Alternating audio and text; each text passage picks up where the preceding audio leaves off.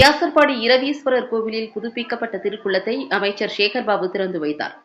சென்னை வியாசர்பாடி இரவீஸ்வரர் கோவிலில் புதுப்பிக்கப்பட்ட திருக்குளத்தை அமைச்சர் சேகர்பாபு இன்று திறந்து வைத்தார். சென்னை வியாசர்பாடியில் உள்ள இரவீஸ்வரர் திருக்கோவில் மிகவும் பழமையான திருக்கோவிலாகும். இத்திருக்கோவில் சூரிய நீராடி வழிபட்ட காரணத்தால் சூரிய புஷ்கரணி சூரிய தீர்த்தம் என்று அழைக்கப்படுகிறது.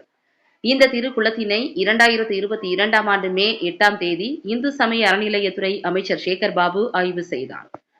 திருக்குளம் மிகவும் சிதிலமடைந்திருந்த காரணத்தால் இந்த திருக்குளத்தினை புதுப்பித்து நல்ல நிலைக்கு கொண்டுவர 2021-2022 சட்டமன்ற அறிவிப்பில் அறிவிக்கப்பட்டது.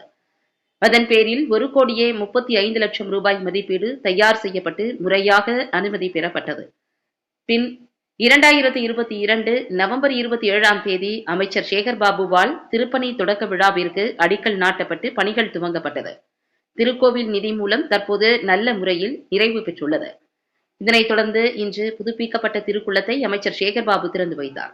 இந்நிகழ்வில் சென்னை மாநகராட்சி மேயர் பிரியா, பெரம்பூர் சட்டமன்ற உறுப்பினர் ஆதி சேகர், சென்னை மாநகர மாமன்ற உறுப்பினர் ஆனந்தி மற்றும் அறநிலையத்துறை கூடுதல் ஆணையர் திருமகள், இணை ஆணையர் முல்லை, உதவி ஆணையர் சிவக்குமார், கோவில் செயல் அலுவலர் ஆட்சி சிவபிரகாசம், மேலாளர் தனசேகர் மற்றும் கோவில் பணியாளர்கள் கலந்து கொண்டனர். திருக்கோயிலின் மேம்பாட்டிற்காக எந்த காலத்திலும் இல்லாத அளவிற்கு மாண்புமிகு தமிழக முதல்வர் எங்கள் உயிரினும் மேலான அன்பு தலைவர் தளபதி அவருடைய காலத்தில்தான் திருப்பணிகள் நிறைய நடைபெறுகிறது என்பதை மகிழ்ச்சியோடும் உரிமையோடும் நெஞ்சை நிமிர்த்தி சொல்லிக் கொள்கிறோம். அந்த வகையிலே இன்றைக்கு ரவீஸ்வரர் திருக்கோயிலுக்கு சொந்தமான குளம் 1,38,00,000 ரூபாய் செலவில் இன்றைக்கு புனரமைக்கப்பட்டு அது பக்தர்களுடைய நேர்த்திக்கடனுக்கும் பக்தர்களுடைய பயன்பாட்டிற்கும் அர்ப்பணிக்கப்பட்டது.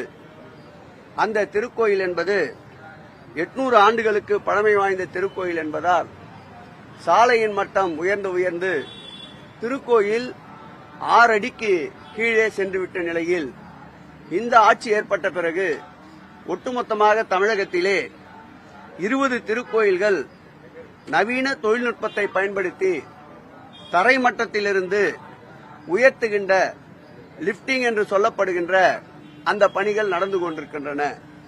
அதில் ஏற்கனவே சென்னை கற்கோடியம்மன் திருக்கோயிலும், அதேபோல் சுப்பிரமணிய சாமி திருக்கோயிலும், திரௌபதி அம்மன் திருக்கோயிலும், அருள்மிகு சைதாப்பேட்டையில் அமைந்திருக்கின்ற வீர ஆஞ்சநேயர் திருக்கோயிலும் லிப்டிங் செய்யப்பட்டிருக்கின்றன.